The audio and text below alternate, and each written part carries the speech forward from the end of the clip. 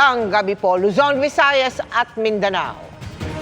Kabi-kabila na mga operasyon kontra iligal na paputok, 2 araw bago ang 2026.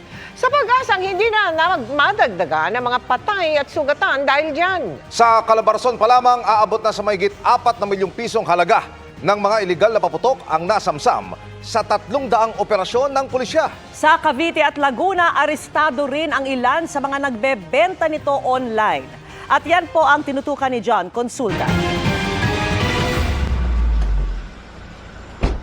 Nang makita na ng mga operatiba ang puting sasakyan ng kanilang target sa Carmona, Cavite, agad silang tumabi at mabilis na hinuli ang seller ng iligal na paputok. Arestado ang 27 anyos na lalaking nagbebenta online ng iligal na paputok. Sa Calamba, Laguna, wala ring kawala ang isang lalaking nagbebenta ng mga malalakas na iligal na paputok. Kabilang ang ipinagbabawal na dart bomb at mga paputok na sobra-sobra sa laki at lamang pulbura. Ang ginagawa ng mga ibang manufacturer at seller natin ng mga illegal is pinapalaki nila yung sukat nung binebenta nila at saka tinatagdagan nila ng pulbura. Kaya nga nagiging delikado ito, no? Para dun sa mga tao na bibili dahil yung sabog niya, yung lakas niya is lumalakas. Hindi raw naging madali ang paghuli sa mga suspect dahil online ang transaksyon at sa e-wallet na ang bayaran. Kakasuhan natin sila ng violation of Republic Act 7183, no? It is an act of regulating the sale, manufacture, distribution and use of firecrackers in other pyrotechnic devices. Sa Camp Vicente Lim sa Calamba, Laguna.